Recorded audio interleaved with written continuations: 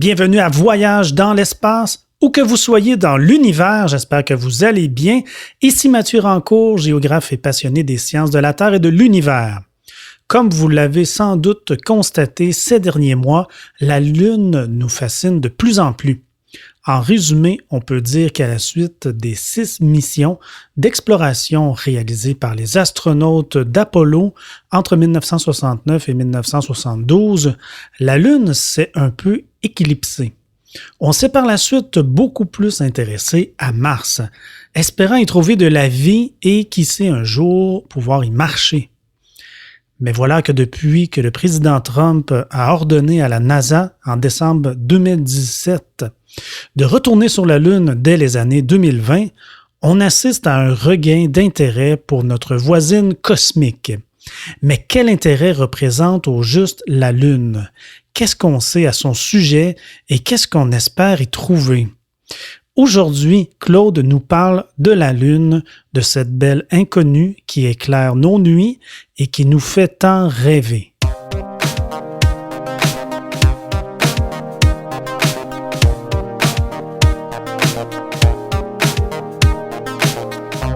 Claude Lafleur est journaliste scientifique. Il suit au quotidien l'exploration spatiale depuis 50 ans. Écrivain, il a rédigé de nombreux ouvrages en astronautique. Il commente l'actualité spatiale dans les médias québécois. Et Richard Massicotte est historien de formation. Il a été journaliste pendant plus de 30 ans à la radio de Radio-Canada, dont les dernières années aux années-lumière. Bienvenue à bord. Nous vous souhaitons un agréable voyage. Merci Mathieu Rancourt, merci de cette introduction. Bonjour Claude Lafleur. Bonjour Richard, bonjour tout le monde. Bonjour mesdames, messieurs. La Lune, oui, parlons-en. Jamais la Lune n'a autant fait parler d'elle que ces derniers mois. Bien sûr, on a souligné en grand le 50e anniversaire des premiers pas de Neil Armstrong et de Buzz Aldrin sur notre satellite avec Apollo 11. On a aussi assisté à 3 tentatives d'alunissage de sondes automatiques, une chinoise, une israélienne et une indienne. La première, une réussite, mais les 2 autres, hélas, des échecs. On parle aussi énormément du programme Artemis qui vise à envoyer des Américains sur la Lune au cours de la prochaine décennie, dont une femme. En fait, c'est un peu étonnant que la Lune, jamais elle a fait autant rêver que depuis les années 60. Et c'est même un peu étonnant parce que si on considère que la Lune, c'est notre voisine, hein, c'est l'astre le plus proche de nous, on peut facilement la voir à l'œil nu, on peut même l'ausculter avec une paire de jumelles. Donc, on a l'impression de tout savoir à son sujet, c'est notre voisine, et pourtant, il y a encore beaucoup de choses à découvrir. Effectivement. Et les raisons pour lesquelles la Lune nous fait à nouveau tant rêver diffèrent, bien entendu, de celles qu'on avait dans les années 1960. On ne rêve plus de voir ce que c'est que d'être sur la Lune, ni de voir à quoi ressemble un paysage lunaire, ça on le sait, comme au temps d'Apollo, par exemple. Non, il s'agit pas non plus de déterminer qui est le meilleur dans le domaine spatial, soit dans le domaine technologique ou scientifique, comme ce fut le cas au temps de la fabuleuse course à la Lune entre Américains et Soviétiques. Non, la Lune nous fait rêver autrement. Mais pour quelle raison, juste Claude? En fait, je dirais que la première raison, je pense, pourquoi on rêve autant de la Lune, je pense que c'est un peu une question de nostalgie. Certains, dont des baby boomers, mais quand même des plus jeunes, aimeraient ça revivre la belle époque du programme Apollo.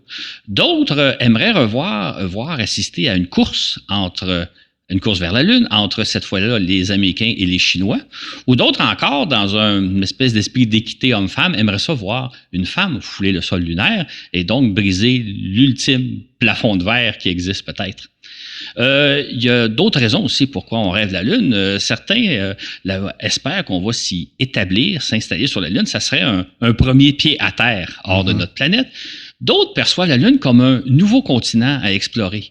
Un peu comme lorsque Christophe Colomb, il y a 500 ans, il a découvert les Amériques, donc ça a ouvert tout un nouveau continent. Et là, on se demande un peu quelle richesse, quel trésor on pourrait trouver sur la Lune. On sait entre autres que la Lune recèle de beaucoup de sortes d'énergie. Peut-être même que ça pourrait être le salut de notre civilisation énergivore. Et il faut le dire aussi, d'autres enfin rêvent de la Lune comme d'un tremplin vers les planètes et peut-être même vers les étoiles. La Lune pourrait ainsi nous servir à développer les technologies et le savoir-faire nécessaires pour éventuellement atteindre la planète Mars, dit-on, et qui sait si un jour on ne s'en servira pas comme base de lancement vers le reste de l'univers. Effectivement. En fait, si la Lune nous fait beaucoup rêver, ce qui est peut-être un peu étonnant, c'est qu'on la connaît pas très bien. On parle beaucoup de ce temps-ci de retourner sur la Lune, mais c'est rare qu'on parle d'elle. Qu'est-ce que c'est exactement la Lune au fait? Or, on devrait pourtant la connaître assez bien puisqu'on l'a énormément explorée dans les années 60, mais il faut juste se rappeler qu'à cette époque-là, on cherchait surtout à apprendre ce qui était nécessaire pour y envoyer des hommes. On ne s'intéressait pas à la Lune en tant que telle, mais plutôt comme objectif à atteindre. Ce n'est que depuis une dizaine d'années à peu près qu'on s'est mis vraiment à étudier sérieusement la Lune et on commence à découvrir des choses vraiment surprenantes et même des choses auxquelles on ne s'attendait vraiment pas. Donc aujourd'hui, on va nous concentrer sur notre voisine. Qui est-elle? Que savons-nous d'elle et que nous reste-t-il encore à découvrir à son sujet?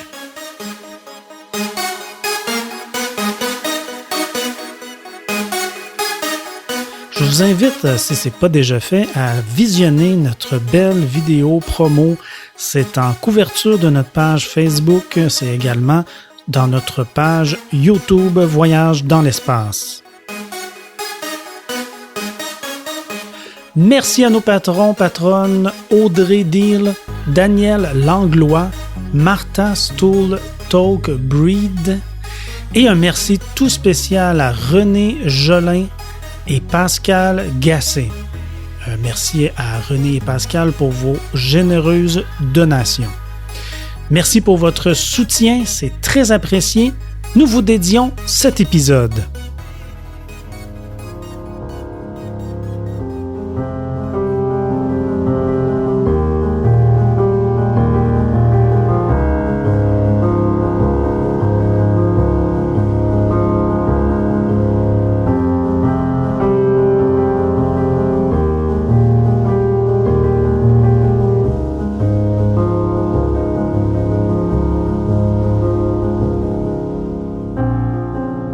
Je sais pas pour vous, mais moi, la Lune ne cesse jamais de me fasciner. À chaque fois que je la vois au ciel, je peux pas m'empêcher de m'arrêter quelques secondes et de la contempler. Avec deux idées en tête. En fait, la première idée qui me vient en tête, c'est « Eh oui, on y est allé sur la Lune. » Ça fait déjà 50 ans, là, il y a une douzaine d'hommes qui ont marché sur le sol lunaire. Et moi, je m'en souviens très bien parce que je les ai vus à l'époque à la télévision. Mais en même temps, ça me semble tellement loin, ça me semble presque un rêve, presque quelque chose de réel. Et pourtant, c'est vrai, on est allé sur la Lune. L'autre pensée qui me vient quand je vois la Lune flotter dans le ciel, c'est à quelle distance se trouve-t-elle de nous? Bien sûr, je connais la réponse, là, je l'ai lu dans des livres. Mais si je ne connaissais pas la réponse, comment avoir une idée de la distance à laquelle se trouve la Lune? En fait, la question que je me pose quand je regarde la Lune flotter dans le ciel, c'est est-ce que c'est un objet relativement petit qui flotte quelque part dans l'atmosphère, là, au-dessus des nuages, à quelques peut-être dizaines de kilomètres d'altitude, ou si au contraire, c'est un objet gigantesque qui se trouve très très loin? C'est évidemment la question qu'on s'est posée durant des millénaires. Hein, nos lointains ancêtres se demandaient, la Lune est à quelle distance de nous? Or, si on n'a pas les notions mathématiques nécessaires qu'on a aujourd'hui, ben on ne peut pas avoir une idée de à quelle distance elle se trouve, la Lune. Pourtant, Claude, 150 ans avant notre ère, Hipparque avait trouvé la réponse, c'est-à-dire qu'il a estimé à cette époque-là que la Lune se trouvait à une distance égale à 30 fois le diamètre de la Terre, donc bien au-delà des nuages et de l'atmosphère. Absolument, sauf que je dirais que Hipparque était beaucoup plus astucieux que je puis l'être. Surtout, et ce qui est important de le dire, c'est qu'il avait trouvé la bonne réponse. La Lune se trouve véritablement à une distance qui est équivalente à 30 fois le diamètre de la Terre. En fait, la réponse précise, là, c'est 30,13 fois. Donc, il avait vraiment raison. Maintenant, une fois que Hipparque a considéré que la Lune était 30 fois plus loin que le diamètre de la Terre, il fallait trouver le diamètre de la Terre. C'est quoi le diamètre de la Terre? Et ça, il va falloir attendre à peu près 1500 ans avant de trouver la bonne réponse. Mais ce qui est important de noter ici, c'est que donc, à l'époque d'Hipparque, on avait déjà déterminé que la Lune, dans le fond, c'est un gros objet qui est situé très loin de nous. Bien loin des nuages, effectivement. D'ailleurs, on sait à présent qu'elle se trouve à 385 000 kilomètres de nous. C'est par conséquent un astre de 3500 kilomètres de diamètre. Mais que signifie au juste une telle distance et comment, dans le fond, se figurer ce que signifie cette distance? Exactement. peut-être une façon de se figurer la distance. Là, la Lune est à 385 000 km de nous. Peut-être une façon de se faire une idée, c'est de dire, si on y allait en avion, ça prendrait combien de temps aller à la Lune? Bon, j'imagine que la plupart de ceux qui nous écoutent, en tout cas un certain nombre de personnes, ont déjà pris l'avion, peut-être pour traverser l'océan Atlantique entre l'Europe et l'Amérique du Nord. À bord d'un avion qui file à la vitesse d'environ 900 km/h, on sait que ça prend à peu près 8 heures, dépendamment d'où on part et d'où on arrive. Donc, ça prend à peu près 8 heures. Si on se rendait à la Lune en avion, donc à la vitesse de 900 km/h, combien ça prendrait de temps de franchir les 385 000 km qui nous séparent de la Lune? Eh bien, ça prendrait 427 heures, ou, autrement dit, 18 jours. Donc, franchir l'océan entre l'Europe et l'Amérique, ça prend à peu près 8 heures, mais franchir la distance Terre-Lune, ça prend 18 jours. Ça nous donne une idée de ce que ça veut dire. Mais évidemment, attention là, Claude, parce que la distance Terre-Lune varie, puisque notre satellite naturel gravite sur une orbite elliptique, donc en forme d'œuf. En réalité, la distance Terre-Lune, n'est-ce pas, Claude, varie de 356 700 km à 406 300 km, c'est-à-dire que si on partait au moment où elle se trouve la plus proche de nous, il nous faudrait mettre 16 jours et demi pour l'atteindre, tandis que si on partait lorsqu'elle se trouve à son point le plus distant, on mettrait presque 19 jours. On aurait donc intérêt à s'envoler au bon moment. Au bon moment. Mais nous savons que les astronautes d'Apollo ne mettaient qu'environ 3 jours pour y parvenir. Ils allaient donc beaucoup plus vite qu'un jet. Absolument. En fait, ce qu'il faut comprendre, c'est, vous êtes peut-être un peu surpris, mais on ne peut pas choisir à quelle vitesse on se rend à la Lune. Il faut y aller à une vitesse très précise et qui est une vitesse de 40 000 km/h. Ah oui, comment ça? Ce qu'il faut comprendre, c'est que lorsqu'il s'agit d'aller à la Lune, il faut s'échapper de la gravité terrestre. Or, comme on l'a déjà expliqué, pour aller dans l'espace, il faut atteindre une certaine vitesse qui est la vitesse de 28 000 km/h. C'est la vitesse qui nous permet de se placer en orbite. C'est la vitesse à laquelle circule la station spatiale et bon nombre de satellites. Maintenant, si vous voulez aller à la Lune, il faut acquérir la vitesse de 40 000 km/h, ce qu'on appelle la deuxième vitesse cosmique. Mais justement, qu'est-ce qui se passe si on n'atteint pas cette vitesse de 40 000 km à l'heure? Si, par exemple, on filait plutôt à 35 000 ou même à 39 000 km à l'heure seulement? Si on va à la vitesse de 40 000 km/h, on va rester prisonnier de la Terre, prisonnier de l'orbite terrestre. Il faut vraiment atteindre la vitesse de 40 000 km/h, qu'on appelle la deuxième vitesse cosmique. En fait, la première vitesse cosmique, c'est la vitesse qui nous permet de se placer en orbite autour de la Terre, donc 28 000 km/h. Et il existe une troisième vitesse cosmique qui est celle qui nous permet de nous échapper du système solaire. Donc, à ce moment-là, c'est une vitesse de 150 000 km/h. Donc, on n'a pas le choix des vitesses quand on va dans l'espace. Il faut aller à certaines vitesses déterminées. Oui, c'est ce que je vois, oui. Donc, on se rend à la Lune à la vitesse de 40 000 km à l'heure, mais puisque la Lune se trouve en moyenne à 385 000 km de nous, il faudrait, si mes calculs sont bons, là, moins d'une dizaine d'heures pour y parvenir, c'est ça? Absolument. Alors, les astronautes, ils mettaient 3 jours, alors il y a quelque chose qui cloche là-dedans. Là. Exactement. En fait, ce qu'il faut comprendre, c'est que 40 000 km/h, c'est la vitesse de départ. C'est la vitesse avec laquelle on s'élance vers la Lune. Sauf que, en s'éloignant de la Terre, on perd de la vitesse parce que la gravité terrestre tente de nous retenir. C'est un peu comme si, vous et moi, on lance une balle en l'air. Quand on lance une balle en l'air, on y donne une certaine vitesse de départ, ce qui permet à la balle de monter, mais plus elle monte, plus elle perd de la vitesse jusqu'à ce que sa vitesse atteigne 0, et puis elle retombe. C'est un peu le même phénomène. Oui, je vois. Donc, pour atteindre la Lune, il faut au départ acquérir une vitesse suffisante pour échapper à la gravité de notre planète, mais si on part avec une vitesse de 35 000 ou 39 000 km, on n'aura pas la vitesse nécessaire pour s'affranchir de la force de la gravité de la Terre. Et on va donc retomber comme une espèce de balle lancée en l'air, à moins qu'on soit évidemment capturé par la gravité de la Lune. Exactement. En fait, il y a un truc qu'on peut faire, c'est que on peut dire qu'on va acquérir une vitesse de départ qui va nous permettre de nous éloigner suffisamment de la Terre pour être ensuite capturé par la gravité lunaire. Et l'idée, c'est que si vous franchissez environ les 6/7 de la distance Terre-Lune, là, vous allez arriver là où le champ de gravité de la Lune s'impose.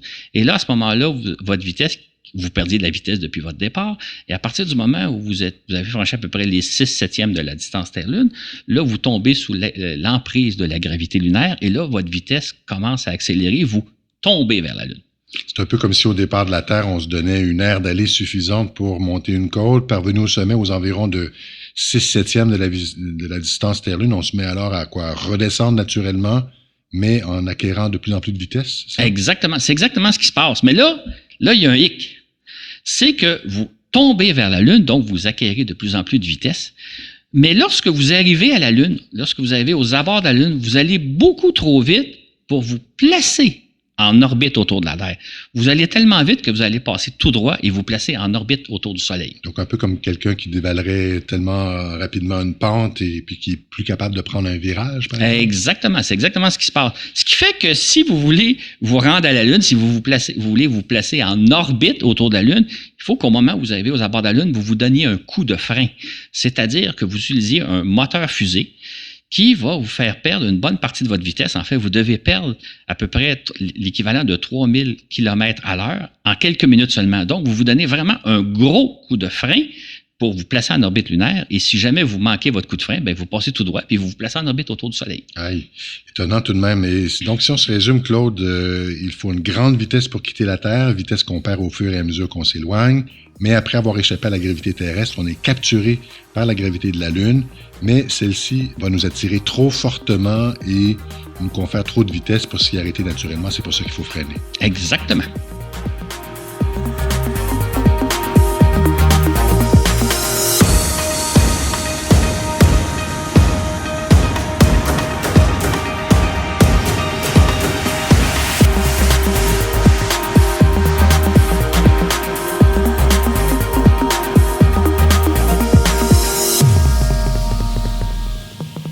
Pas facile en effet d'atteindre la Lune.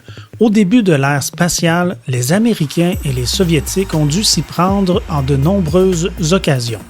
Ainsi, les premières sondes lunaires, les Pioneer américaines, ont franchi plusieurs dizaines de milliers de kilomètres avant de retomber bêtement sur Terre.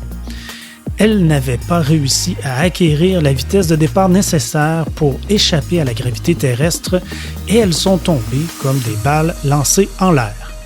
Puis la sonde soviétique Luna 1, destinée à percuter la Lune, est passée tout droit et s'est placée en orbite autour du Soleil.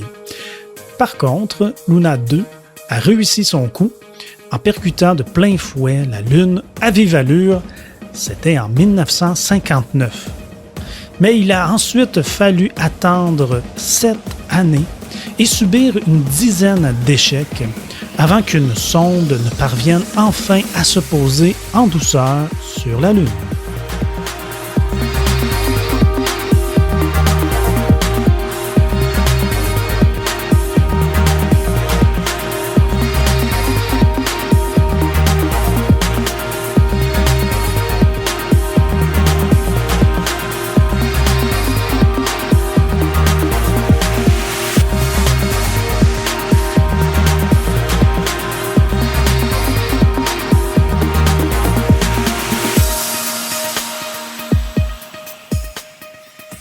Merci de ces précisions, Mathieu Rancourt.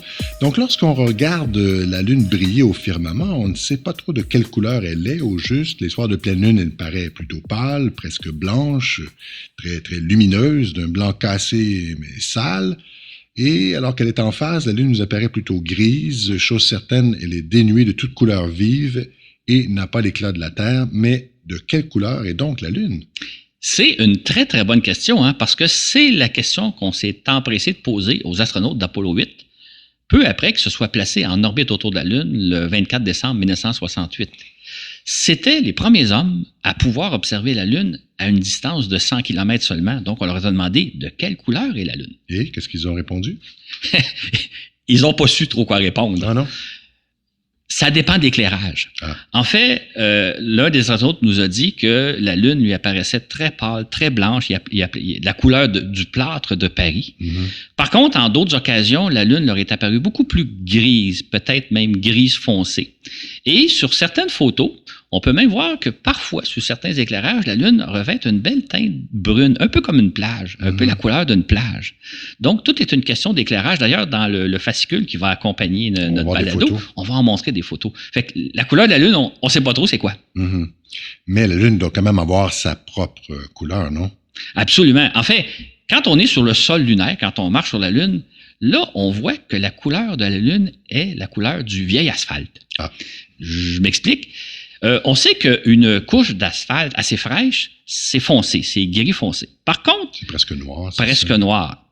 Par contre, lorsque l'asphalte vieillit, il pâlit. Et même sous certains éclairages, par exemple par un bel après-midi d'été, l'asphalte peut quasiment être une espèce de blanc sale, un peu la couleur de la Lune.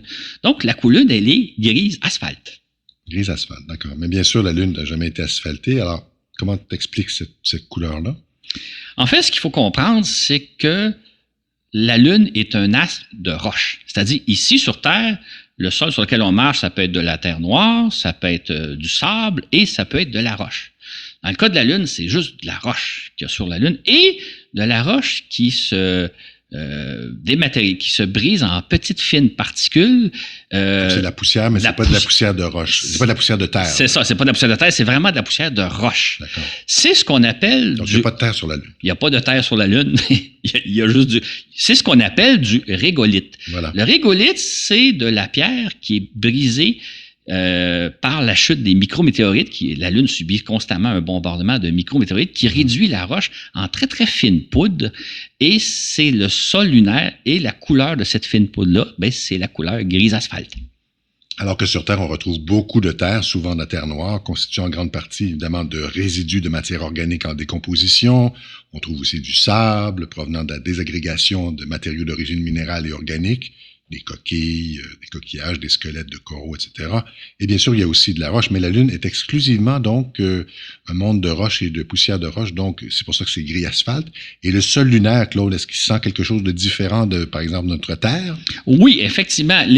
Les astronautes qui ont eu la chance de sentir le sol lunaire ont dit qu'ils ont décrit l'odeur comme étant une odeur de poudre explosive, poudre de balles de fusil, ou si vous préférez même de feu d'artifice. Okay. Donc, c'est une odeur très particulière qui n'est pas de l'odeur de terre qu'on sent, mais la poudre de fusil. Minérale, c'est ça? Hein? C'est exactement, on nous a dit la poudre de fusil. Si vous avez cité, entre autres, un feu d'artifice, là, l'odeur qu'on ressent, là, ça serait à peu près ça, l'odeur de la Lune. Ah bon, comment ça? L'explication est assez simple. On sait que sur la Lune, évidemment, il n'y a pas d'atmosphère. Oui. Il n'y a pas d'air, il n'y a pas d'oxygène. Donc... Ça sent rien. Ça sent rien. Bien, évidemment, il n'y aurait pas d'auteur. Mais les astronautes qui ont porté à leur nez un peu de poussière lunaire, évidemment, ils ont exposé cette poussière-là à l'oxygène de l'air dans lequel à l'intérieur du module lunaire. À l'intérieur du module lunaire. Et à ce moment-là, le régolithe a réagi un peu comme de la poudre. L'odeur qu'on sent de la poudre, c'est la poudre qui rentre en contact avec l'oxygène de l'air juste après l'explosion. C'est pour ça que c'est une odeur assez piquante. C'est le même principe. Donc, le régolithe qui n'a jamais été exposé à l'oxygène, parce qu'il n'y a pas d'oxygène sur la Lune, quand vous êtes dans une capsule, vous l'apportez à votre nez, là, il est exposé à l'oxygène ambiant et ça sent la poudre de fusil. Mais ça ne veut pas nécessairement dire que le régolithe explose sous le nez des astronautes. Heureusement pas, mais on s'est inquiété de ce risque-là. Ah oui, en fait... Avant qu'on mette le... Surtout au début, j'imagine. C'est ça. Avant qu'on envoie des astronautes pour la première fois sur la Lune, on s'est demandé comment réagirait le régolithe une fois exposé à l'oxygène de l'air. Comprendre un peu ce qui se passe. Bon, quand les astronautes étaient dans leur module lunaire, puis venait le temps de sortir dans l'espace, sur la Lune, ils dépressurisaient la cabine, donc ils enlevaient tout l'oxygène qu'il y avait dans la cabine pour faire le vide, le même vide qui règne sur la Lune. Ils sortaient, allaient explorer le sol lunaire. Au terme de leur sortie, ils revenaient à bord. Bon, autant que possible, ils essayaient de ne pas ramener trop de poussière sur leurs bottes et sur leurs scaphandres, mais il y en avait, veut pas. Fait qu'il y en a qui se sont inquiétés, disent qu'est-ce qui va arriver au moment où les astronautes vont repressuriser la cabine, donc vont injecter de l'oxygène dans leur cabine. Le régolithe va réagir. Est-ce qu'il ne réagira pas comme de la poudre explosive, puis est-ce qu'il ne prendra pas en feu? On estimait à l'époque, mais là je parle juste avant Apollo 11, on n'était pas certain de comment le régolithe allait réagir. On estimait que c'était probablement pas un grand risque, mais on n'était pas certain. Ce qui fait que quand les astronautes d'Apollo 11 ont remis de l'air dans leur cabine pour repressuriser leur cabine, on savait pas trop comment le régolithe réagirait, mais quand ils ont enlevé leur casque, c'est là qu'ils ont dit ça sent la poudre de fusil, parce que le régolithe réagissait à l'oxygène ambiant sans toutefois ni s'enflammer, ni exploser. Heureusement pour eux. Hein, Heureusement, oui. Parce que comme on constate sur les photos, tu l'as un peu dit il y a quelques secondes, le scaphandre des marcheurs, les scaphandres étaient souvent très poussiéreux, une espèce de petite poussière. On voyait que c'était comme teinté, hein, les costumes blancs étaient comme teintés de poussière grise foncée. Et d'ailleurs, c'était pas mal plus poussiéreux que ce qu'on s'attendait. Exactement. En fait, ce qu'on a découvert, et ce qu'on ne s'attendait pas, c'était que le régolithe est très collant. Il s'infile partout, un peu comme de la suie. Ce qui fait que durant leur sortie, les astronautes faisaient attention pour pas trop s'empoussiérer et avant de remonter à bord de leur module lunaire, ils se passaient le balai pour enlever le plus possible la poussière, mais le régolithe colle partout, c'est un peu comme de la suie et ça, on ne s'attendait pas à ça. Dans le cas des missions Apollo, ça n'a pas posé trop de problèmes parce qu'ils étaient sur la Lune pendant une journée ou deux, mais ceux qui vont un jour résider sur la Lune vont être pris avec le problème de... C'est comme s'ils allaient jouer presque dans la suie quand ils sortent dehors. Donc, comment...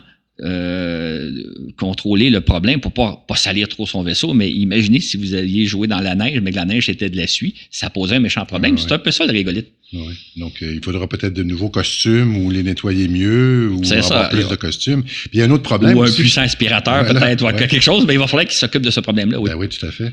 Il y a un autre problème aussi qu'on a découvert, Claude, c'est que le régolithe est très corrosif. Donc, non seulement la poussière colle partout, mais ça crée... Qu'est-ce que ça fait exactement? En fait, lorsque les astronautes sont revenus de la Lune, donc une fois de retour sur Terre, les techniciens qui ont examiné leur scaphandre ont été très surpris de voir que les pièces de métal du scaphandre, dont les anneaux, les différents morceaux de métal qu'il peuvent y avoir. Autour de la tête, autour des mains, c'est ça? Là? Exactement. Étaient comme attaqués par le régolithe. Le métal était un peu usé. Pourtant, les astronautes avaient passé une journée ou deux sur la Lune. Au mieux, ils avaient marché à peu près une vingtaine d'heures. Et les scaphandres étaient déjà abîmés, pas de façon dangereuse. Mais ça veut dire que ceux qui vont un jour peut-être résider sur la Lune et qui vont peut-être faire des dizaines et des centaines de sorties, eux vont devoir faire face à un problème où le régolithe est extrêmement corrosif. Et ça, on ne s'attendait pas à ça. Il va falloir y penser pour les futures missions, s'il y en a sur la Lune. Absolument. Et d'autre part, on observe que les paysages lunaires sont évidemment très différents de ceux à quoi on est habitué sur Terre. Bien sûr, le ciel lunaire est noir, même en plein jour, on l'a déjà dit dans un de nos balados précédents, parce qu'il n'y a pas d'atmosphère. Mais on observe aussi, pour emprunter l'expression de Buzz Aldrin, une espèce de, et c'est son terme à lui, une magnifique désolation. Exactement. En fait, ce qu'on voit sur les photos, mais qu'on ne perçoit pas, c'est que ce sont des très, très vieux paysages. C'est-à-dire que là où ils sont, ça n'a pratiquement pas changé depuis des millions d'années, peut-être même depuis des centaines de millions d'années. Or, sur Terre, évidemment, on n'a pas ça. Là, sur Terre, ça change constamment, le paysage. Eux, ils étaient dans un environnement qui a à peu près pas changé depuis des millions d'années. Oui, évidemment. Comme tu dis, sur la Terre, ça change constamment. Non seulement il y a la météo, il y a les phénomènes climatiques, il y a la vie humaine notamment qui transforme sans cesse nos sols, mais il y a aussi sur la Terre, évidemment, une géologie très active, érosion des sols, le volcanisme, érosion des sols non seulement due au vent, mais aussi due à l'eau, les tremblements de terre et le reste. Et ça fait bouger. La Terre, c'est vraiment une planète très vivante. Alors, c'est pour ça que donc la Terre est constamment remodelée, sa surface est changeante. Et nulle part sur Terre, il y a des terrains du même âge donc que sur la Lune, mais c'est pas ce qu'ont vu les astronautes d'Apollo 11, c'est ça. C'est les autres missions après. En fait, ce qui est fascinant, quand on y pense aux astronautes d'Apollo 11 comme aux autres, c'est que s'ils étaient allés sur la Lune, sur la plaine de la tranquillité, dans le cas des astronautes d'Apollo 11, s'ils étaient allés il y a 10 millions d'années ou il y a 100 millions d'années, il y aurait eu, à toute fin pratique, le même paysage. Il n'y a à peu près rien qui a changé. Alors que, comme on vient d'expliquer, sur Terre, tout change constamment. Sur la Lune, on a des sites qui existent depuis des millions, sinon même des centaines de millions d'années. C'est inimaginable. Mais c'est bon pour le tourisme. C'est ce que vous voyez. C'est ça change pas. Ça changera pas beaucoup. C'est ça. Et en conséquence, un autre aspect hallucinant de la Lune, c'est que les cailloux qui se trouvent sur la Lune datent de milliards d'années, carrément. Ils sont là par terre ou par lune, hein, selon l'expression, depuis des centaines de millions d'années. C'est très vieux, donc.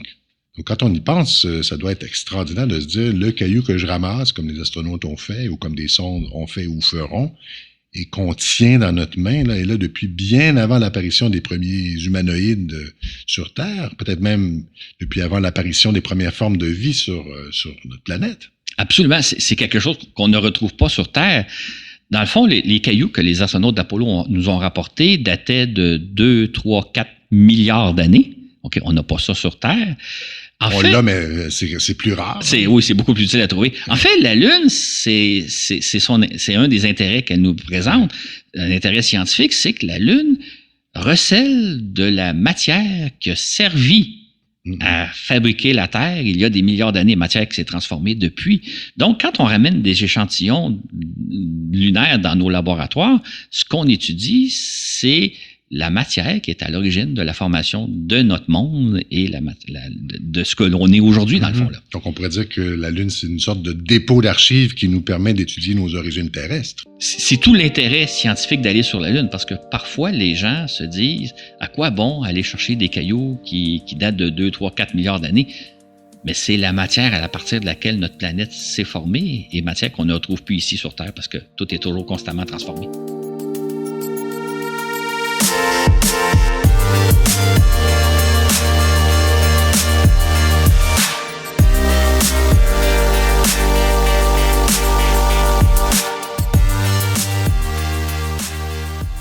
Peu après leur arrivée en orbite autour de la Lune, au soir du 24 décembre 1968, les astronautes d'Apollo 8 se sont fait poser la question suivante.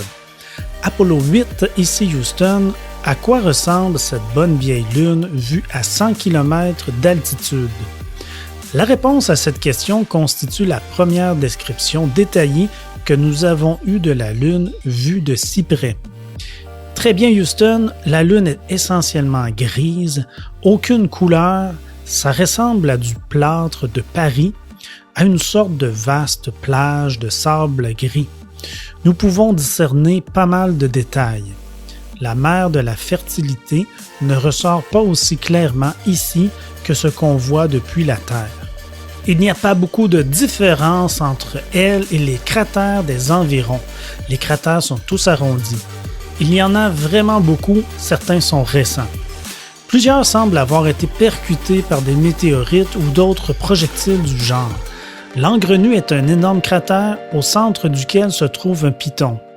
Les parois du cratère sont en terrasse, 6 ou 7 niveaux de terrasse, jusqu'au fond du cratère.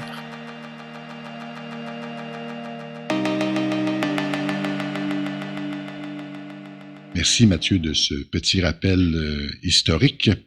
On a dit plutôt que la Lune fait 3500 km de diamètre, soit le quart de la taille de la Terre. Sa circonférence est par conséquent de 10 900 km. Selon la célèbre formule mathématique, la circonférence C égale 2 fois le rayon R multiplié par pi. Et pour reprendre notre analogie d'un avion qui vole à 900 km, analogie que tu faisais tout à l'heure, Claude, il faudrait une douzaine d'heures pour en faire le tour, soit à peu près le temps qu'il nous faut pour aller faire un aller-retour, par exemple, Montréal-Londres, parce que le diamètre de la Terre, évidemment, étant de 40 000 km, il faudrait près de 2 jours, soit 45 heures pour en faire le tour. Et à quoi correspond la superficie de la Lune, en gros, Claude? La superficie de la Lune équivaut à 38 millions de kilomètres carrés.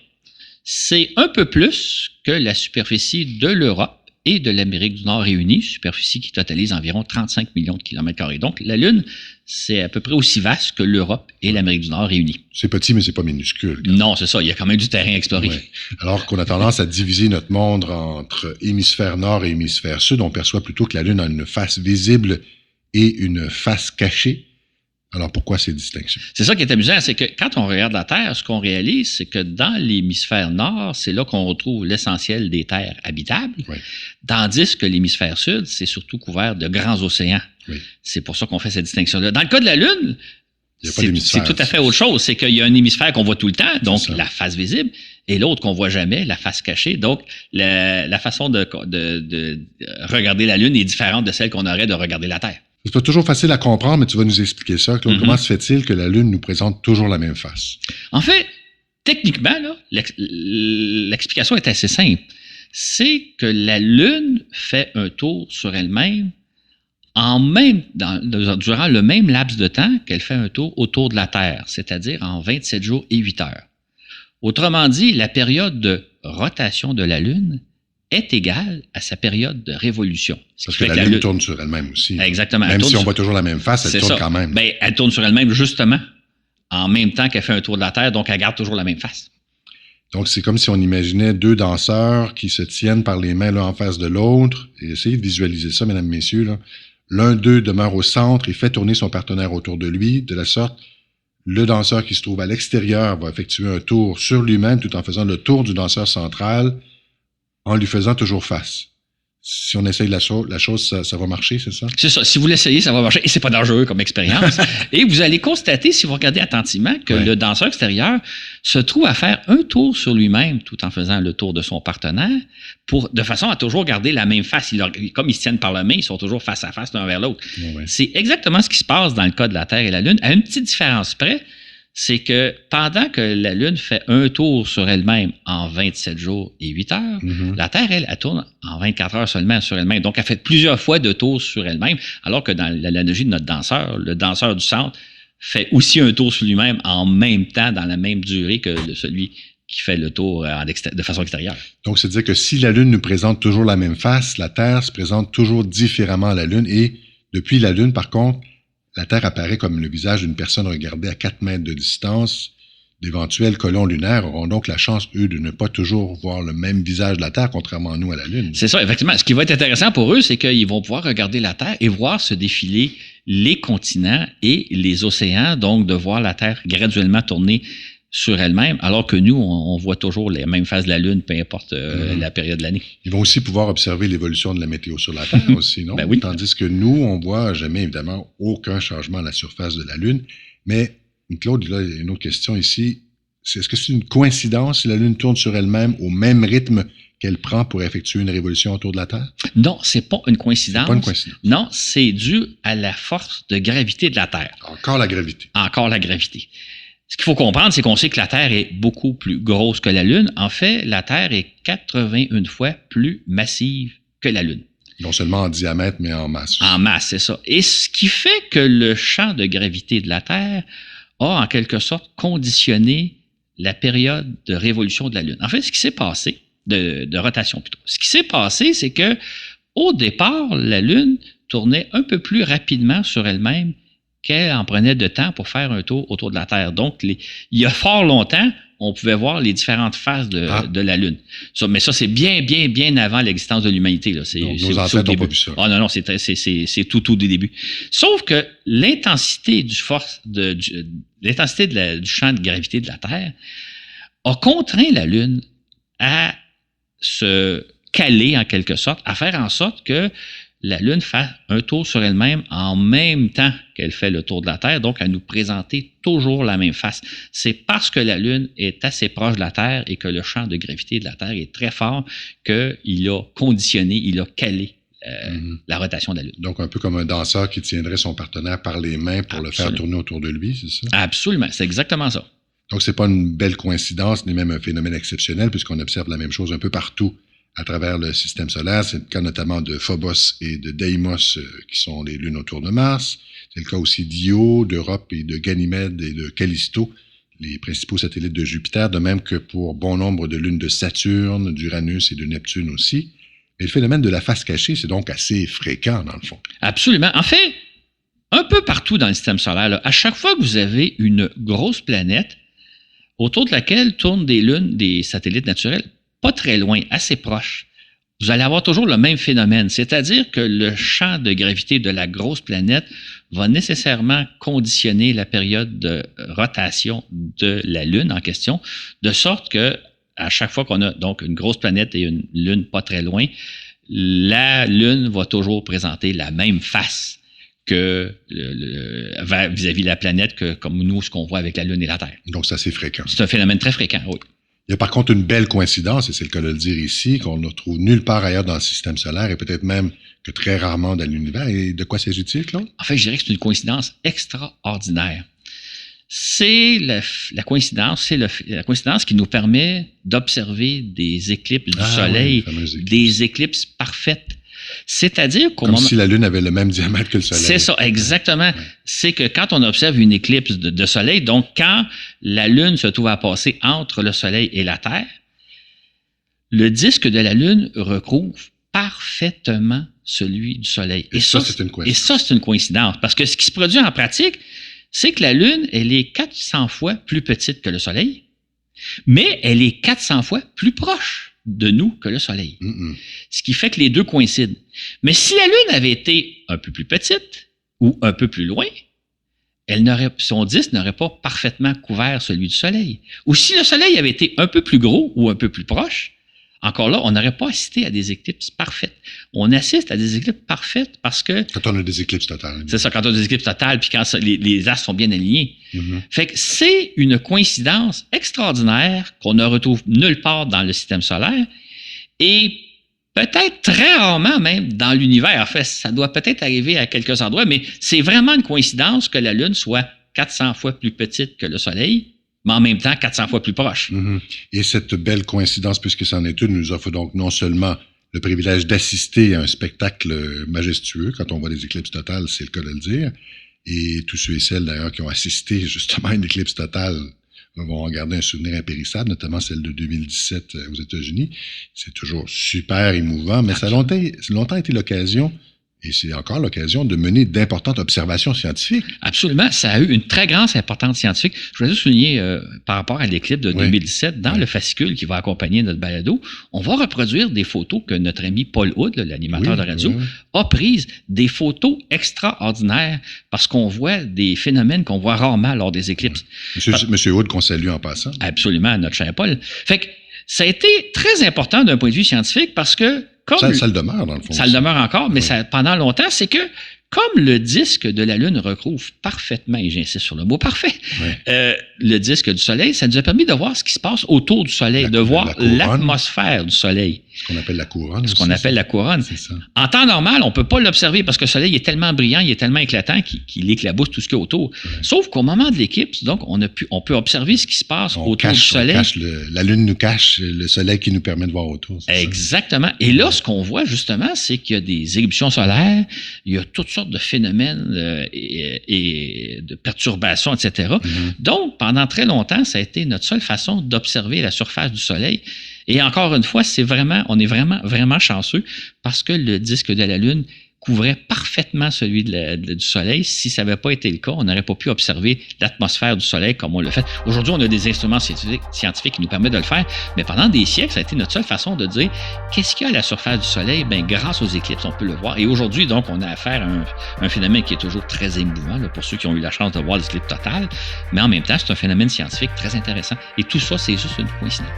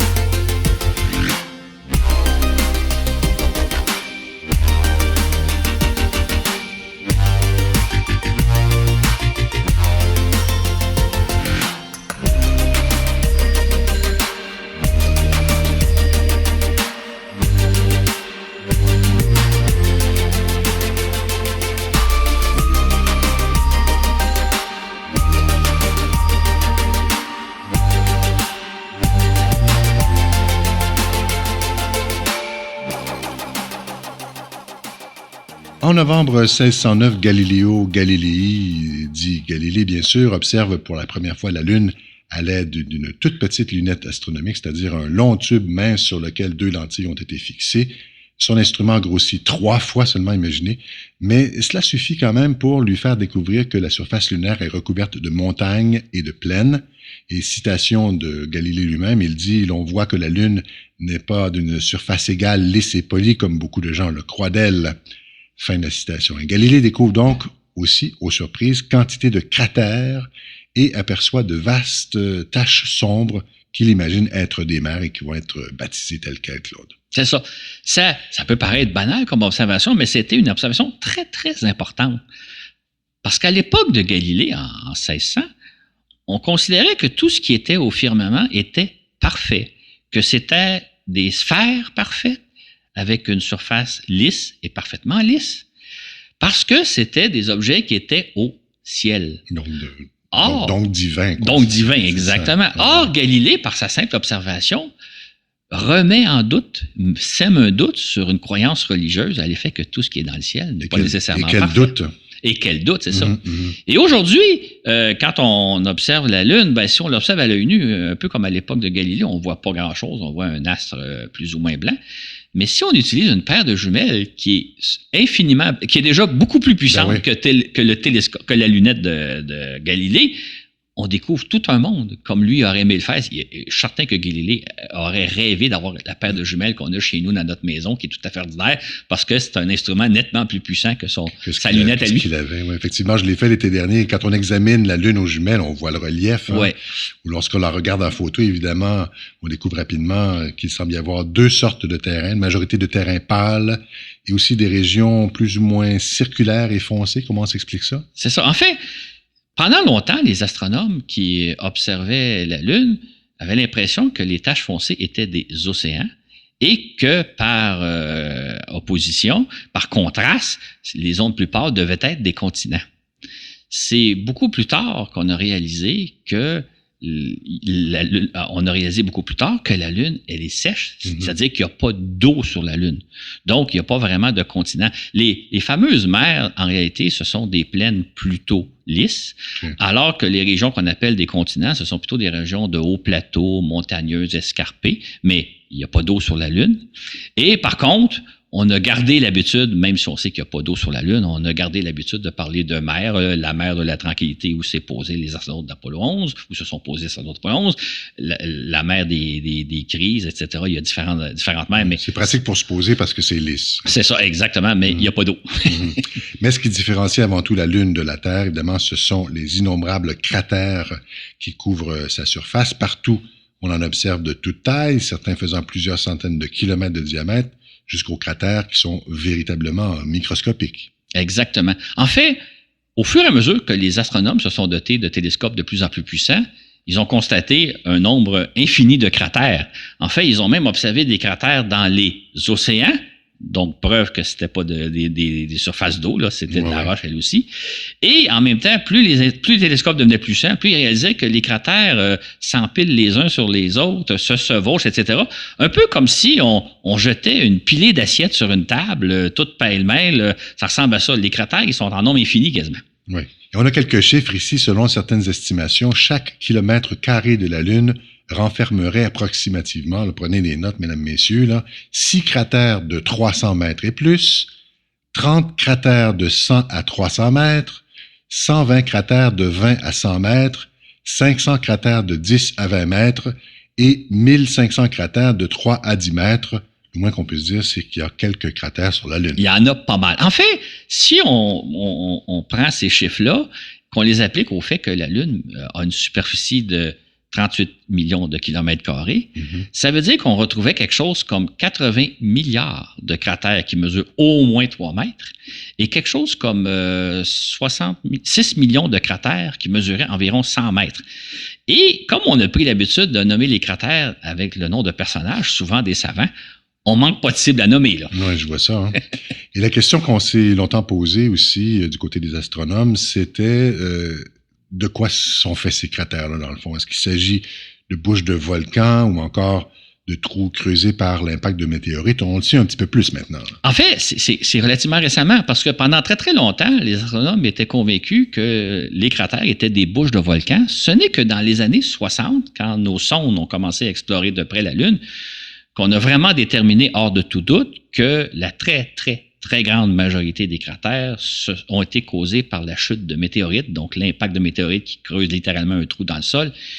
Il y a quelques bouches de volcans, mais ils sont plutôt rares. Et là, donc, ça, c'est une découverte qu'il y a peu de volcans, que c'est essentiellement l'impact de météorites. Tout ça, ça a bouleversé notre vision des choses, notre vision de la vie sur Terre aussi? Absolument, parce que, comme je disais, c'est dans les années 60 qu'on a vraiment réalisé que les millions de cratères qu'on voit sur la Lune, c'est le fruit de l'impact de météorites. Et c'est à ce moment-là qu'on a réalisé que la Lune, et par conséquent sûrement la Terre, avait un jour été victime d'un bombardement cosmique extrêmement intense. On n'avait pas pensé à venir jusqu'à ce moment-là, et là je parle des années 60, que des météorites pouvaient comme ça avoir un impact sur la Lune et éventuellement sur la Terre avec des conséquences aussi importantes. C'est vraiment à ce moment-là qu'on a réalisé ça. Et c'est aussi un peu à cette époque-là aussi qu'on a découvert qu'un météorite avait un jour, au Yucatan, le fameux Chicxulub, il y a 65 millions d'années, anéanti les dinosaures. Exactement. Et c'est à partir des années 70-80 qu'Hollywood s'est mis à nous projeter, Claude, des films de peur mettant en scène l'anéantissement prochain de l'humanité à la manière des dinosaures. On va dire, entre guillemets, des idées nouvelles. C'est ça. En fait, ce qui est important de remarquer, c'est que c'est des idées relativement récentes. Ça fait juste une 50aine d'années qu'on a pris conscience que la Lune et la Terre avaient été victimes de bombardements cosmiques assez intenses et que jusqu'à ce moment-là, on n'avait jamais pensé qu'on pourrait peut-être un jour subir le sort des dinosaures parce qu'on n'y avait pas pensé. C'est donc des découvertes quand même assez récentes. Et la grande question qu'on s'est aussi posée à ce moment-là, ça a été à quand remonte cette, justement, intense bombardement dont a été victime la Terre et aussi dont a été victime la Lune et aussi la Terre? Exactement. En fait, ce que les recherches qu'on a menées grâce aux sondes spatiales et aux astronautes qui sont allés sur la Lune nous ont montré, c'est qu'il y a eu un bombardement très intense qui a duré environ 1,5 milliard d'années au tout début de la formation de la Terre et de la Lune. Donc, il y a environ Et du système solaire. Et du système solaire en général aussi. Ça, ouais. Donc, il y a environ 4,5 milliards d'années, le bombardement a commencé, ça a duré environ 1,5 milliard d'années. Et depuis 3 milliards d'années, absolument, ouais. Et depuis 3,5 milliards d'années, ben là, c'est beaucoup plus calme. Ouais. Mais au départ, ça a été très mouvementé, la naissance de la Terre et de la Lune. Ouais. Donc, c'est dire que la grande majorité des cratères qu'on voit sur la Lune, ça a environ, un peu plus de 3 milliards d'années. Et c'est d'ailleurs l'âge des terrains qu'ont exploré les astronautes des différentes missions Apollo. Absolument. En fait, les astronautes ont exploré des terrains qui datent de milliards de centaines de millions d'années, parce qu'il y a quand même encore aujourd'hui l'impact de météorites qui change un tout petit peu la surface, mais ce qu'eux ont exploré, c'est des sites qui datent de centaines de millions d'années, sinon de milliards, ce qu'on ne retrouve pas sur Terre, parce que comme on l'expliquait tantôt, la Terre change constamment. Et pour ce qui est des volcans, il y en aurait ou pas en activité sur la Lune? Pas à ce qu'on sache. En fait, jadis, il y a des astronomes qui ont rapporté avoir vu certaines émanations lumineuses de certains cratères, comme s'il y avait un dégagement de gaz. Mais on n'a jamais observé d'éruption volcanique en tant que telle. Il y en a peut-être, mais on n'en a jamais observé. Il y a apparemment parfois donc des émanations de gaz, mais c'est un phénomène qui semble très rare et vraiment pas facile à observer. Je vous dirais que c'était dans les années 50-60 qu'on a eu l'impression d'observer ce genre de phénomène-là, mais depuis qu'on a des satellites qui observent la Lune en permanence, ou à l'époque des équipages d'Apollo, jamais on a observé une espèce d'émanation de fumée. Pourtant, on l'a cherché, mais on n'a jamais observé d'éruptions volcaniques. On sait par contre qu'il y a eu des volcans sur la Lune, mais ils sont apparemment éteints.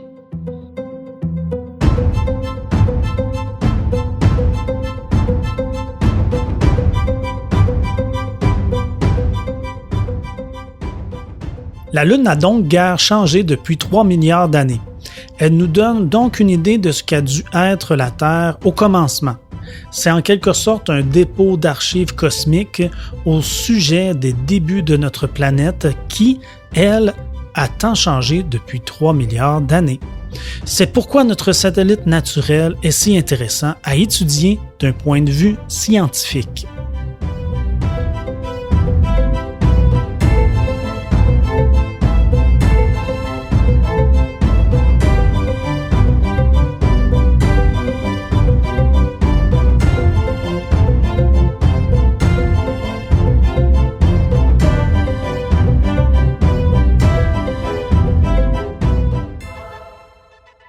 Comme on l'a évoqué précédemment, la Lune donc a beaucoup été étudiée dans les années 1960 afin d'en apprendre les connaissances de base, pour y faire éventuellement parvenir des humains.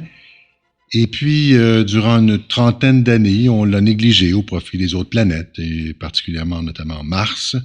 Mais depuis une dizaine d'années, la Lune est redevenue intéressante. Désormais, les Américains, mais aussi les Européens, les Chinois, les Japonais, les Indiens et même les Israéliens plus dernièrement, donc y expédient ou tentent d'y expédier leur propre sonde. Et à présent, la Lune, Claude, nous intéresse pour ce qu'elle est, et ça dans son ensemble. Exactement. En fait, ce qui est un peu étrange, c'est que ce n'est que depuis une dizaine d'années qu'on s'est mis à étudier la Lune dans son ensemble, comme on le fait pour bon nombre d'astres du système solaire, petits et gros. Donc, on est presque en retard dans nos recherches lunaires parce qu'on l'a fait pour Mars, puis on l'a fait pour d'autres planètes, et maintenant, on le fait pour la Lune. Qu'est-ce que la Lune, qu'est-ce qu'elle a à nous apprendre dans son ensemble? Oui, oui. On a d'ailleurs découvert, parmi les nouvelles découvertes, là, on va dire plus récentes, on a découvert qu'il y avait ce qu'on appelle des traces de glace, alors qu'on considérait que la Lune était un astre complètement sec, chose qui est quand même assez rare dans le système solaire. Donc, on a repéré d'importantes traces de glace dans les cratères situés au pôle de la Lune. Exactement. En fait, on soupçonnait depuis longtemps la possibilité qu'il y ait au pôle des cratères où les rayons du soleil n'arrivent jamais jusqu'au fond. Donc, des cratères qui restent toujours très, très froids. Et on se disait que peut-être que dans ces cratères-là, il pourrait y avoir un peu d'eau, un peu de glace d'eau. Et ce n'est qu'en 1998 qu'une sonde américaine qui s'appelle Lunar Prospector, donc prospecteur lunaire, je trouve qu'elle porte bien son nom, fait, elle a effectivement identifié des molécules d'eau au fond de certains cratères au pôle. Et cette découverte-là a été confirmée par un instrument de la NASA qui a été lancé en 2009 à bord d'une sonde indienne, Chandrayaan 1. Donc, cette découverte a fait effectivement sensation, parce que jusque-là, c'était un peu de la science-fiction qui est de la glace sur la Lune. Parce qu'on estime que la présence d'eau sur la Lune pourrait jouer, évidemment, on est toujours dans le conditionnel ici, d'importants rôles dans l'exploration future de la Lune. Donc, ça pourrait servir à alimenter, par exemple, d'éventuels, et on met les guillemets évidemment, colons lunaires. La décomposition de cette eau-là pourrait aussi fournir de l'oxygène et aussi permettre de fabriquer du carburant pour fusée à ce point-là. Bien, c'est-à-dire, c'est ce qu'on parle beaucoup. On parle beaucoup d'effectivement d'un jour, on va utiliser l'eau que sur la Lune à différentes fins. On dit beaucoup de choses. On dit beaucoup de choses, mais en même temps, il faut placer les choses un peu dans son contexte. D'abord, on est là pour ça. On est là pour ça. D'abord, ce dont on parle, c'est pas de l'eau liquide au fond des cratères, il n'y a pas des lacs, c'est pas non plus des blocs de glace. C'est pas comme dans Tintin non plus. Non, c'est pas comme dans Tintin. C'est des molécules d'eau mélangées au régolithe. D'accord. Le tout ayant probablement la consistance du roc, là. Ça sera pas facile d'aller la chercher. En plus, comme on le dit, c'est de l'eau qui se trouve au fond de cratères qui sont très profonds. Des cratères de plusieurs kilomètres de profondeur. On n'a pas encore la technologie pour aller jusqu'à Absolument pas. Surtout que là, il fait éternellement noir et le mercure ne dépasse jamais les moins 150 degrés. Donc, c'est noir, c'est froid, c'est loin. Exactement. Fait que ce sera vraiment pas facile d'aller chercher cette eau-là. Imaginez, là, soit des astronautes ou des robots devant travailler dans de telles conditions-là. On n'est pas rendu là. Fait que quand on nous parle qu'on va un jour exploiter l'eau de la Lune, peut-être bien, mais c'est pas nécessairement demain la veille parce que ça va être très difficile d'aller la chercher. Là. C'est plus facile à dire et c'est plus facile sur papier que c'est plus facile d'y rêver que de le faire. Exact.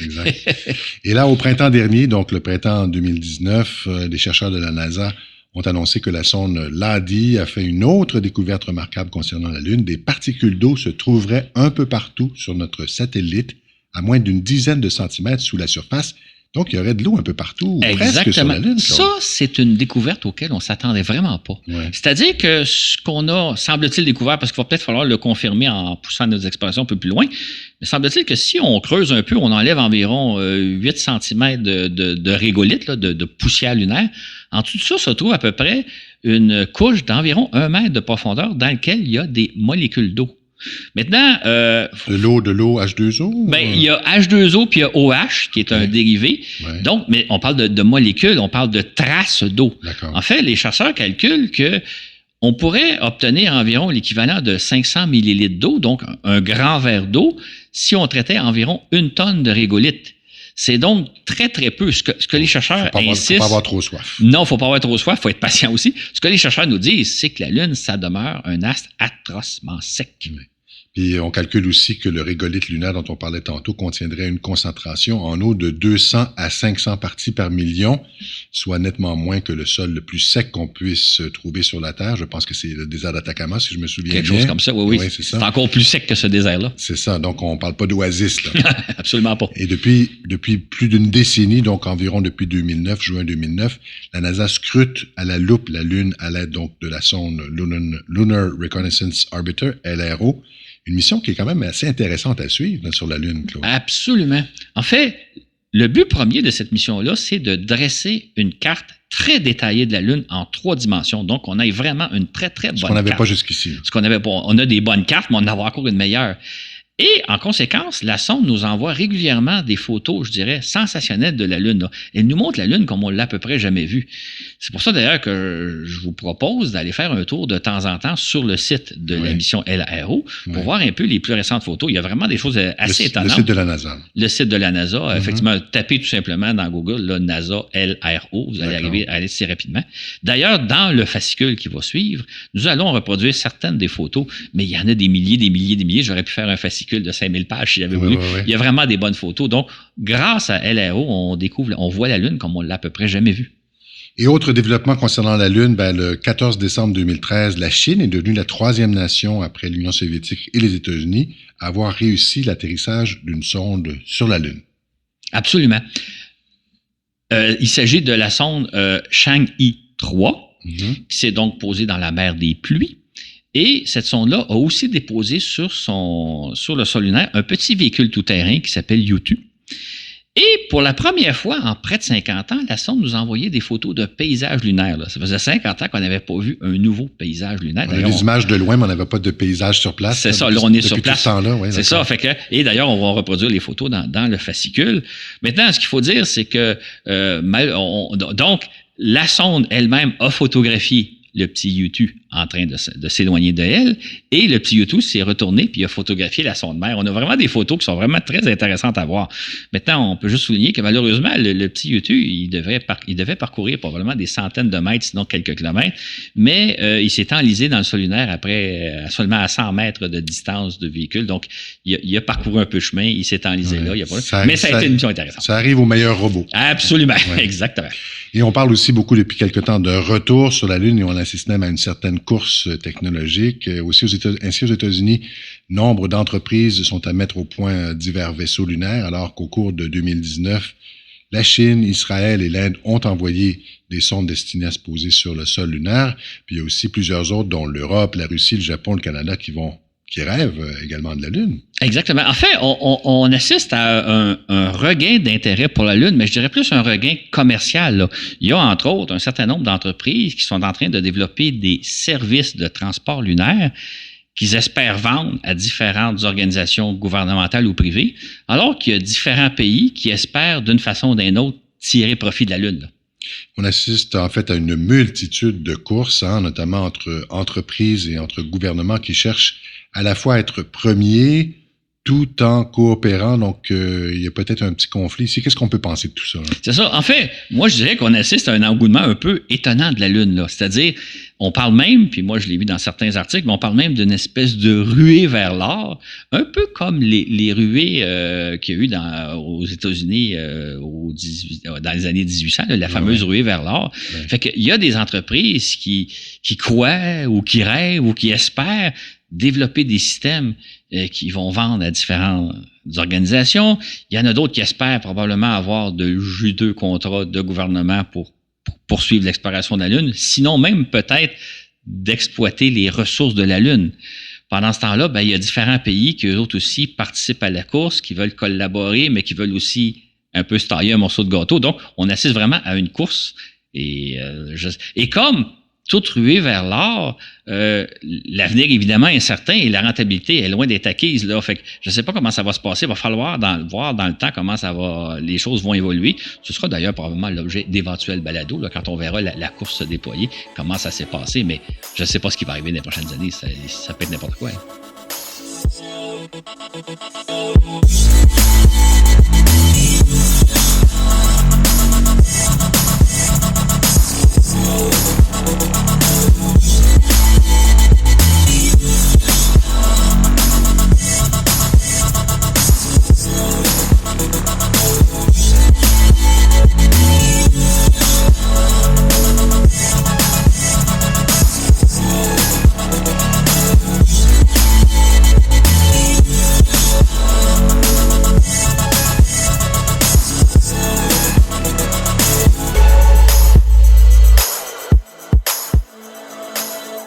En terminant, le 11 avril dernier, la sonde Bereshit, un projet financé par un groupe d'entrepreneurs privés israéliens, a tenté de se poser sur la Lune. Malheureusement, Alors que l'engin se trouvait à 13 km d'altitude, une défaillance technique s'est produite et l'engin s'est écrasé. Et puis le 6 septembre, la sonde indienne Vikram tente à son tour de se poser, mais encore là, défaillance qui survient en pleine descente à 2,3 km d'altitude, entraînant sa perte. Donc pour toi, Claude, ces deux malheureux accidents, parce qu'on souhaite d'accidents en personne, revêtent un caractère particulier. Ils illustrent d'abord, premièrement, qu'il n'est jamais facile de se poser sur la Lune. Absolument.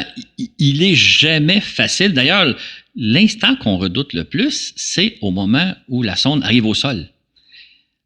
À quel endroit elle va arriver au juste? Est-ce qu'elle va arriver dans un cratère? Est-ce qu'elle va arriver à flanc de montagne? Est-ce qu'elle va se poser contre un rocher ou dans une crevasse? Tout ça, ça pourrait donc entraîner la perte de l'engin. Donc, l'opération de descente vers la Lune est quelque chose de très compliqué et en même temps, on ne peut pas la télécommander depuis la Terre parce que tout se passe tellement rapidement que tout doit se faire en mode entièrement automatique.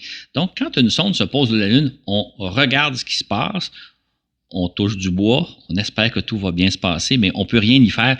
La sonde se dirige d'elle-même sur la Lune en espérant qu'elle va arriver au sol intacte. Oui, ça a d'ailleurs été le cas de la mission Apollo 11, puisque le module lunaire, s'il était resté en mode automatique, il se dirigeait vers un cratère puis il se serait probablement écrasé. Mais heureusement, il y avait à bord Neil Armstrong qui a pris les commandes du LEM dans les dernières minutes de la descente pour repérer un terrain plat. Visuellement, c'est un humain qui a fait ça. Sans lui, la mission aurait probablement été un échec. On aimerait bien disposer, évidemment, d'un pilote à bord de chacune des sondes pour tenter d'allunir. On n'aurait pas d'écrasement comme on a eu. Exactement. Ça serait intéressant d'avoir l'intervention humaine. Maintenant, c'est impossible. Ce qu'il faut quand même dire, c'est que nos sondes modernes sont munies d'un système radar qui, dans les dernières minutes, juste avant d'atterrir, scrute le sol pour voir s'il y a des obstacles, pour voir s'il y a un rocher, s'il y a un cratère, s'il y a une crevasse, quelque chose. Et donc, la sonde elle-même, l'ordinateur de bord de la sonde, analyse les données radar pour essayer de trouver un site plat. Donc, ça améliore beaucoup nos chances d'atterrir, mais ce qu'il faut savoir, c'est que dans un avenir prévisible, ça va toujours être très risqué de se poser sur la Lune, un peu comme l'ont montré les sondes cette année. Oui, c'est ça. Mais évidemment, dans ce cas-ci, là, c'est pas au moment de toucher le sol que ces sondes-là ont été perdues, là, les sondes Bereshit israéliennes et Vikram indiennes, puisque les échecs se sont produits alors que les sondes se trouvaient en altitude. Absolument. Une à 13 km et l'autre à un peu plus de 2 km. C'est ça. Et c'est l'aspect, je dirais, très navrant. Parce que, comme je viens de l'expliquer, on savait que se poser sur la Lune était une opération risquée, mais là, c'est pas au moment où les sondes sont arrivées au sol que le problème s'est posé, c'est en pleine descente. En fait, dans les deux cas, l'opération d'atterrissage s'est bien déroulée au début, là, ça a commencé tel que prévu, les sondes descendaient, tout allait bien, et là, soudainement, est arrivé un pépin technique ou informatique qui a causé la perte de la sonde. Qui fait que c'était navrant parce que c'est au moment où elle touchait le sol qu'on s'attendait à l'instant critique, mais l'accident est arrivé bien avant. Et ça illustre toute la difficulté de se poser sur la Lune. C'est-à-dire qu'il faut non seulement prendre toutes les précautions pour le moment où on arrive au sol, mais il faut s'assurer aussi que la descente se déroule parfaitement tout au long de la descente, ce qui est vraiment pas une tâche facile, comme un peu l'illustre malheureusement les deux échecs de la sonde indienne et israélienne. Mais par contre, il y a eu un succès assez retentissant d'ailleurs, celui de la Chine. Le 3 janvier, les Chinois sont parvenus à se faire poser la sonde Chang'e 4 sur la face cachée de la Lune. Et c'était une grande première, Claude. C'est absolument une grande première parce que pour la première fois en 50 ans d'exploration de l'espace par les Chinois, ceux-ci sont parvenus à réussir quelque chose que ni les Américains ni les Soviétiques n'avaient jamais tenté, là, de se poser sur la face cachée de la Lune. En plus, la petite sonde Chang'e 4 a déposé un petit véhicule tout-terrain. Un petit parent de l'autre. Exactement, le petit jumeau de l'autre. D'ailleurs, qui nous a envoyé des photos de... Chacun s'est photographié l'un l'autre. Il faut dire que les Chinois bénéficient d'une expérience et de moyens techniques beaucoup plus développés que ce que dispose l'Inde et surtout même de l'équipe privée israélienne. Là, donc, ce qu'on comprend, c'est que ça prend des moyens. Il y a une leçon à tirer de ça, Claude, à ce moment-là? Absolument. En fait, moi, je veux pas blâmer ni les Indiens ni les Israéliens là, parce que c'est pas facile de faire des opérations sur la Lune. Mais ce qu'il faut peut-être comprendre, c'est que on assiste maintenant, je pense, à une nouvelle tendance qui serait celle de développer des sondes qui coûtent moins cher que les sondes qu'on a lancées jusqu'à maintenant. Donc, des sondes plus économiques. Mais ce faisant, je pense, je crains qu'on qu'on omette certains tests critiques ou même qu'on ne dote pas les sondes de systèmes double ou de troisième surveillance pour être certain que tout se passe bien. On essaie de faire une sonde plus économique, donc en coupant un petit peu les coins ronds, et ça peut avoir des conséquences. Ouais. Donc, quand on veut réduire les coûts, des fois, hein, c'est ça, ça peut avoir effectivement un aspect négatif. Et toi, tu crois que ça pourrait même être le risque que pourrait nous faire courir le secteur privé qui tenterait, par exemple, d'offrir des systèmes de transport lunaire, dans ce cas-ci, au plus bas coût possible. Tu crains ça, toi? C'est ça. Effectivement, moi, j'ai un peu la tendance à craindre que l'on essaie de couper un peu, d'enlever certains tests pour réduire les coûts. Or, si on met au point des systèmes qui coûtent moins cher, si on fabrique des sondes qui coûtent moins cher, mais qui ne réussissent pas, ça ne donne pas grand-chose. Fait qu'il faut absolument se garder toujours en mémoire que l'espace, c'est un environnement extrêmement rigoureux et qui ne pardonne pas. Fait qu'il faut toujours tout prévoir, tout tenter. D'ailleurs, la NASA a fait l'erreur dans les années 90. À une certaine époque, dans le cadre de ses missions d'exploration de la planète Mars, elle avait mis au point des sondes qu'elle appelait « Faster, Better and Cheaper ». Donc, des sondes qui prennent beaucoup moins de temps à développer, à concevoir, qui coûtent moins cher à développer. Maintenant, ils ont connu des échecs importants. Là, ça n'a pas marché. Fait qu'ils sont revenus au fait que ça coûte cher à développer des sondes, ça demande beaucoup de temps, beaucoup d'énergie, beaucoup d'efforts. Sinon, on risque l'échec. Et j'espère qu'on ne revivra pas la même situation dans le cadre de l'exploration de la Lune, mais qu'on va tirer les leçons du passé pour dire il faut prendre le temps, il faut surtout mettre l'énergie et l'argent nécessaires pour développer de bons véhicules. Et la science et la technique. Et la science et la technique, donc des sondes capables de faire face à toute éventualité, autant durant la descente qu'au moment où on arrive au sol. Parce qu'autrement, on va fabriquer des sondes qui ne coûteront beaucoup moins cher que les sondes habituelles, mais qui ne donneront pas de résultats. C'est peut-être la leçon à tirer, et j'espère qu'on va la tirer avant que ça ait des conséquences. C'est ce qui conclut notre balado d'aujourd'hui. La Lune, c'est inconnu. Claude Lafleur, je te remercie beaucoup. Merci Richard, puis merci à Mathieu pour sa collaboration. On forme une belle équipe. Tout à fait. Merci, mesdames, messieurs. Au revoir. C'est ce qui met fin à cet épisode. On a une page Facebook. Je vous invite à aller aimer notre page. C'est une façon de nous soutenir. Une autre façon de nous soutenir financièrement cette fois, oui, c'est notre page patreon.com/voyage dans l'espace. Merci d'ailleurs à toutes nos patronnes, tous nos patrons qui nous supportent. C'est très apprécié. Donc, pour $5 par mois, $5 US, vous obtenez des fascicules écrits avec les images, vous obtenez des musiques dans l'espace, une série d'entre-deux aussi qu'on avait fait à l'époque et plusieurs d'entre eux sont uniquement disponibles sur Patreon. Donc ça devient disponible pour vous et c'est très apprécié donc de prendre le temps de nous soutenir comme ça pour notre travail. Sur ce, où que vous soyez dans l'univers, on vous dit à la prochaine pour un autre voyage dans l'espace.